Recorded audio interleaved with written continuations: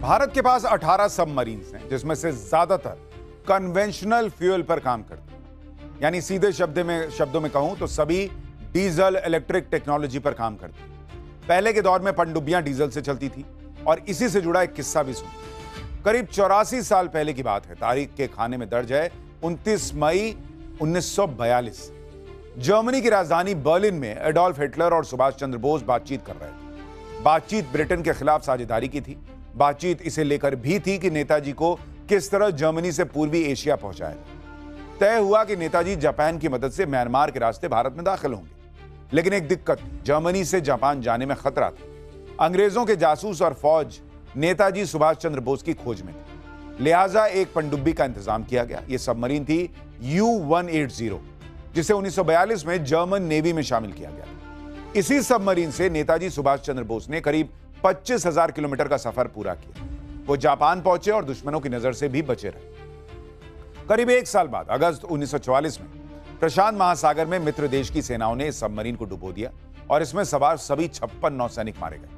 लेकिन तब तक दुनिया को पनडुब्बियों की ताकत का अंदाजा हो चुका। मौजूदा दौर में पनडुब्बियां किसी भी देश की सामरिक शक्ति और तकनीकी श्रेष्ठता का सबसे बड़ा प्रमाण होती है।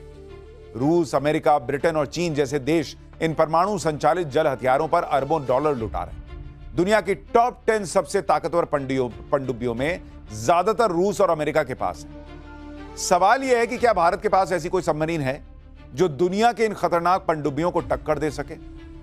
इस रिपोर्ट को देखिए, पता चल जाएगा।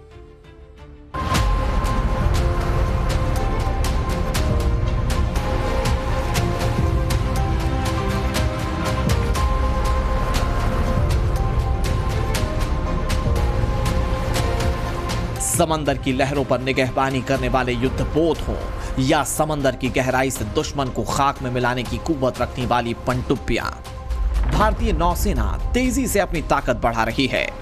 देश के पास फिलहाल 2 न्यूक्लियर सबमरीन्स हैं, लेकिन साल 2040 तक भारतीय नौसेना दुनिया में परमाणु ऊर्जा से चलने वाली पनडुब्बियों की संख्या के मामले पर चौथे नंबर पर पहुंच जाएगी। इस दौरान भारत ब्रिटेन को पीछे छोड़ देगा और अमेरिका, रूस और चीन के बाद समंदर में ताकत के मामले पर सबसे बड़ा देश हो जाएगा। मौजूदा वक्त में पनडुब्बियों के मामले में अमेरिका सबसे आगे है। अमेरिका के पास 90 न्यूक्लियर सबमरीन्स हैं। दूसरे नंबर पर रूस आता है, जिसके पास 63 परमाणु ऊर्जा से चलने वाली पनडुब्बियां हैं।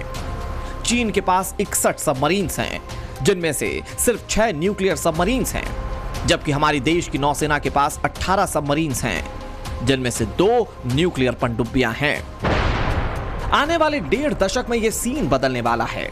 भारत अपने इतिहास का सबसे बड़ा पनडुब्बी निर्माण कार्यक्रम चला रहा है, जिसका नाम है प्रोजेक्ट 77, जिसके तहत 6 सबसे एडवांस परमाणु पनडुब्बियों का निर्माण किया जाएगा। प्रोजेक्ट 77 के तहत बनने वाली अटैक पनडुब्बियों का वजन करीब 10,000 टन होने की उम्मीद है, जो अब तक भारत में बनी पनडुब्बियों से कहीं ज्यादा है। योजना के मुताबिक शुरुआत में 2 अटैक पनडुब्बियों का निर्माण एक साथ किया जाएगा। ये परमाणु पनडुब्बियां पारंपरिक पनडुब्बियों की तुलना में ज्यादा समय तक पानी के भीतर रह सकेंगी और तेज रफ्तार से आगे भी बढ़ पाएंगी। इन पनडुब्बियों को L&T, DRDO और शिप बिल्डिंग सेंटर मिलकर बना रहे हैं। ये पनडुब्बियां दुश्मन के जहाजों पर हमला करने और निगरानी रखने का काम करेंगी। इनमें ब्रह्मोस हाइपरसोनिक मिसाइलें लगेंगी। सवाल यह है कि भारत का पूरा फोकस न्यूक्लियर सबमरीन्स पर ही क्यों है? तो जवाब ऐसे समझिए। असल में डीजल इलेक्ट्रिक सबमरीन में डीजल का इस्तेमाल करके बिजली बनाई जाती है। उससे सबमरीन में मौजूद बैटरी को चार्ज किया जाता है। डीजल इलेक्ट्रिक सबमरीन्स को हर 2 दिन में पानी की सतह पर आना पड़ता है, जिससे वो दुश्मन के रडार और सोनार की पकड़ में आ सकती है। बैटरी से चलने की वजह से इनकी स्पीड काफी कम होती है। इतना ही नहीं, डीजल ईंधन की क्षमता सीमित होने की वजह से ये लंबी दूरी तक या महासागरों के बीच में लंबे समय तक मिशन नहीं चला सकती हैं। परमाणु पनडुब्बियों में इस तरह का मसला नहीं होता। न्यूक्लियर एनर्जी से चलने की वजह से ये दशकों तक पानी की गहराई में खामोशी से रहकर अपने मिशन को अंजाम दे सकती हैं। इसीलिए भारत ही नहीं बल्कि पूरी दुनिया के ताकतवर देश परमाणु पनडुब्बियां ही तैयार कर रहे हैं। जाहिर है, सबमरीन जितना कम सतह पर आएगी, सबमरीन के ट्रेस होने के चांसेस उतने ही कम होंगे। साइलेंट अटैक और सीक्रेसी से सर्विलांस उतना ही आसान होगा। अमेरिका ने तो 1958 में ही यूएसएस जॉर्ज वॉशिंगटन नाम की दुनिया की पहली न्यूक्लियर सबमरीन बना दी थी। जो हिंद महासागर को कंट्रोल करेगा उसी का एशिया में वर्चस्व रहेगा। हिंद महासागर 21वीं सदी में दुनिया का वर्चस्व स्थापित करने वाली कुंजी साबित होगी। दुनिया की तकदीर इसी महासागर से तय होगी। यह बात अमेरिकी नेवी के एडमिरल रहे एल्फ्रेड थेयर महन ने करीब 130 साल पहले यानी 1897 में कही, जो 100% सही साबित हुई। दुनिया का 75% समुद्री व्यापार और 50% कच्चे तेल का कारोबार अकेले हिंद महासागर से होकर गुजरता है। सोचिए, जिसका हिंद महासागर पर कंट्रोल होगा, एशिया और दुनिया में उसका कितना दबदबा।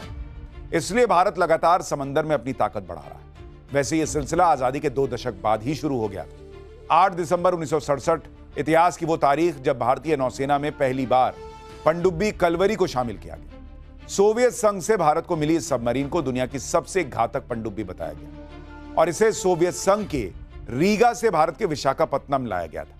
उस समय सोवियत संघ का हिस्सा रहा रीगा अब लातविया की राजधानी है।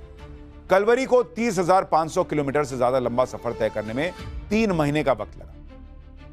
भारतीय नौसेना में शामिल हुई कलवरी कितनी पावरफुल रही, इसका अंदाजा इस बात से ही लगाया जा सकता है कि जिस समय इसे भारत लाया जा रहा था उस दौरान अमेरिका, ब्रिटेन और सोवियत संघ की 3 पनडुब्बियां समुद्र में डूब गईं।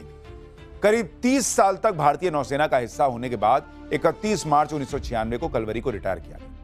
देश की पहली पनडुब्बी के रिटायर होने के 17 साल बाद 2017 में फ्रांस में तैयार हुई स्कॉर्पियन श्रेणी की आधुनिक पनडुब्बी को नौसेना में शामिल किया गया।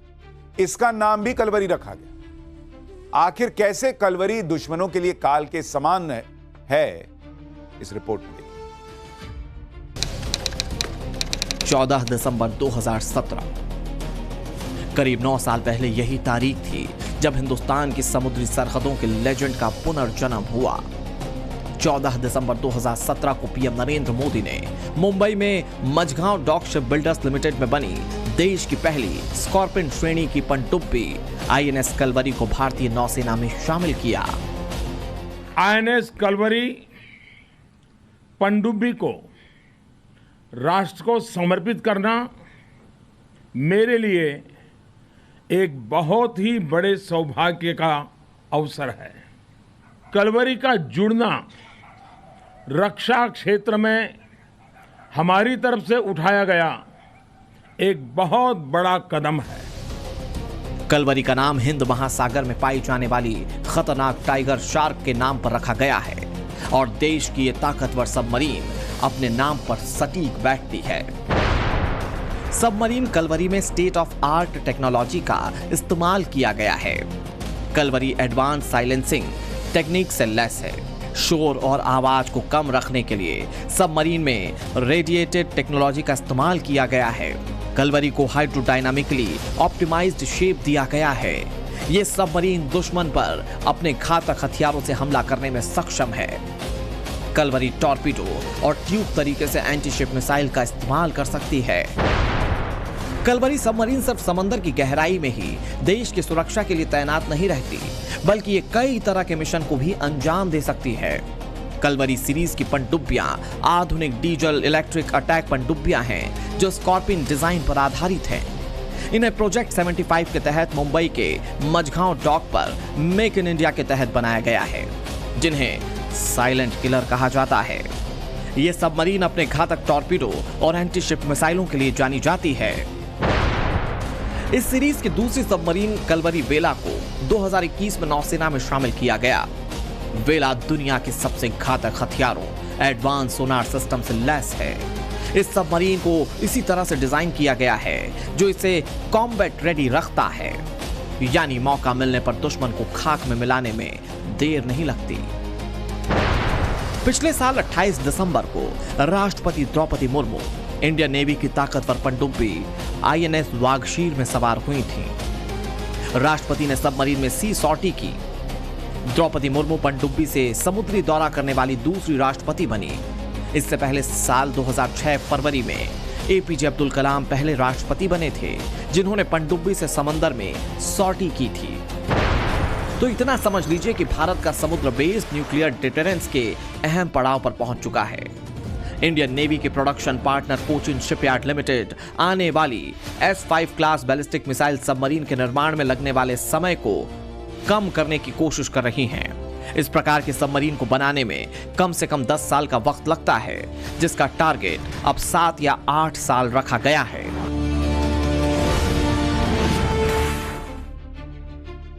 भारत जिस नई S-5 क्लास सबमरीन को बना रहा है वो आकार और ताकत के मामले में अब तक सबसे बड़ी सबमरीन होगी। इस पनडुब्बी का अनुमानित वजन 13,000 टन होगा, यानी ये S-4 क्लास से करीब 2 गुनी बड़ी होगी। बड़ी सबमरीन में ज्यादा मिसाइल कैरी करने की क्षमता भी होगी, यानी आने वाले दशक में भारत के पास समंदर की गहराई से दुश्मन को खाक में मिलाने वाली परमाणु पनडुब्बियों का ऐसा बेड़ा होगा जिससे चीन और पाकिस्तान ही नहीं, दुनिया का हर देश खौफ खाएगा। भारत सिर्फ दुश्मन को तबाह करने वाली सबमरीन ही तैयार नहीं कर रहा, बल्कि दुश्मन की पनडुब्बियों का शिकार करने वाले हथियार भी रेडी कर रहा है। 3 महीने पहले ही भारतीय नौसेना ने INS माहे को अपने बेड़े में शामिल किया। INS माहे दुश्मन की पनडुब्बियों को खोज कर तबाह करने में सक्षम है, चाहे वो गहरे पानी में ही क्यों ना हो। 80% स्वदेशी उपकरणों से तैयार हुआ यह नया सबमरीन हंटर समंदर में भारत की ताकत को कई गुना बढ़ा चुका है।